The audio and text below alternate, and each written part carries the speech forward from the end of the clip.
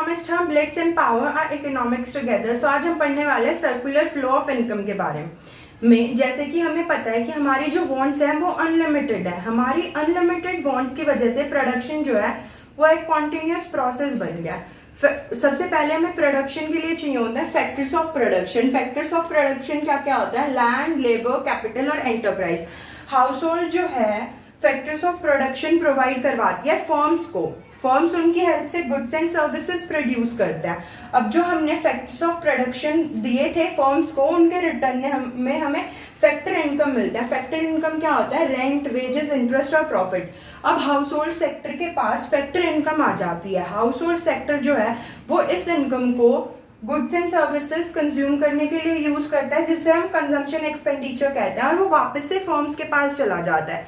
मतलब जो पहले इनकम थी वो फर्म से हाउस होल्ड के पास I in the form of factor income, और फिर हाउस होल्ड से फर्म्स के पास चली गई इन the form of consumption expenditure.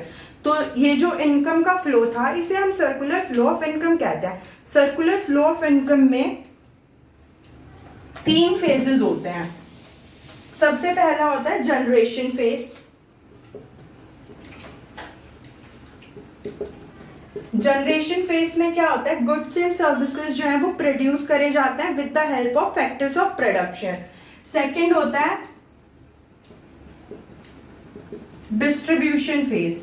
Distribution phase जो होता है इसमें फैक्टर ऑफ इनकम प्रोवाइड करवाए जाते हैं, यानी rent, wages, interest, profit house hold को फर्म्स के द्वारा for the factors of production they have used. Third होता है डिस्पोजिशन फेज। डिस्पोजिशन फेज में जो गुड्स एंड सर्विसेज प्रोड्यूस हुए थे वो यूज होते हैं हाउस होल्ड के द्वारा, और उन्हें हम कहते हैं, जो हम पैसे देते हैं वो कंजम्पशन एक्सपेंडिचर होता है। मतलब जो मनी था वो वापस से फर्म्स के हाथ में चला जाता है और हमारा सर्कुलर फ्लो ऑफ इनकम जो है वो कंप्लीट हो जाता है। अब हम बात करते हैं स्टॉक एंड फ्लो के बारे में। स्टॉक एंड फ्लो जो है वो 2 टाइप्स ऑफ वेरिएबल है।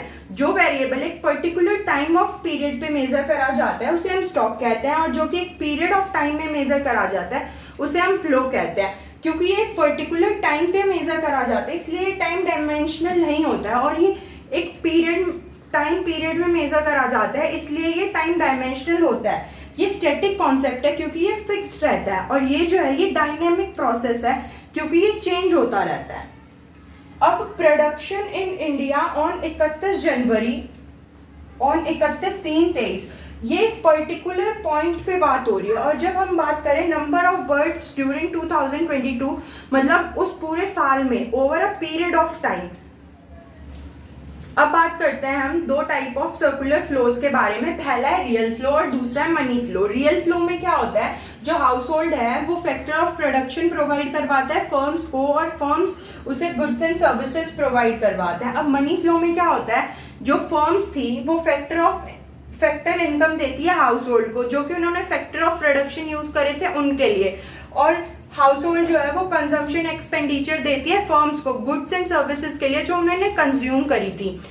इसमें मनी इन्वॉल्व होती है और यहाँ पे सिर्फ exchange of goods and services होता है। क्योंकि यहाँ पे सिर्फ exchange of goods and services हो रहा है तो यहाँ पे बार्टर सिस्टम की डिफिकल्टी अराइज हो सकती है, लेकिन मनी फ्लो में ऐसी कोई डिफिकल्टी अराइज नहीं होती क्योंकि यहाँ पे जो मनी है वो इन्वॉल्व है, तो बार्टर सिस्टम में डिफिकल्टीज नहीं आती हैं। मनी फ्लो को हम नॉमिनल फ्लो भी कहते हैं और रियल फ्लो को फिजिकल फ्लो भी बोला जाता है। अब हम बात करते हैं circular flow of income in simple economy. Simple economy में हम सिर्फ 2 सेक्टर्स लेते हैं, हाउस होल्ड और फर्म्स। गवर्नमेंट सेक्टर और फॉरेन सेक्टर जो है वो इंक्लूडेड नहीं होते हैं। हाउस होल्ड सेक्टर जो होता है वो ऑनर होता है फैक्टर सर्विसेज का, और जो हमारी फर्म्स होती हैं वो गुड्स एंड सर्विसेज प्रोवाइड करवाती हैं। तो जो हाउस होल्ड है वो फैक्टर सर्विसेज देता है फर्म्स को, और फर्म्स जो है उनकी हेल्प से गुड्स एंड सर्विसेज प्रोड्यूस करती हैं।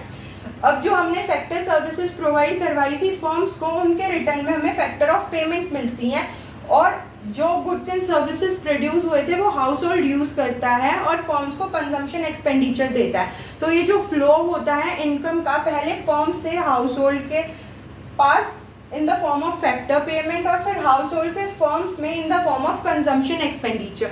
ये होता है सर्कुलर फ्लो ऑफ इनकम। अब जब हम, क्योंकि यहाँ पे हम सिर्फ 2 सेक्टर इकोनॉमी की बात कर रहे हैं तो हम यहाँ पे कुछ कंक्लूजन्स ड्रॉ कर सकते हैं। पहला कंक्लूजन ये होता है कि जो टोटल प्रोडक्शन है वो टोटल कंजम्पशन के इक्वल है, मतलब जितने गुड्स और सर्विसेज प्रोड्यूस करे फर्म्स ने वो सारे हाउस होल्ड सेक्टर ने कंज्यूम कर लिए। सेकंड होता है factor payment is equals two factor income. Factor payment होता है जो मनी हमें फर्म्स प्रोवाइड करती हैं फैक्टर सर्विसेज यूज करने के लिए, और फैक्टर इनकम होता है जो इनकम हाउस होल्ड को मिलती है फर्म से फैक्टर सर्विसेज देने के लिए।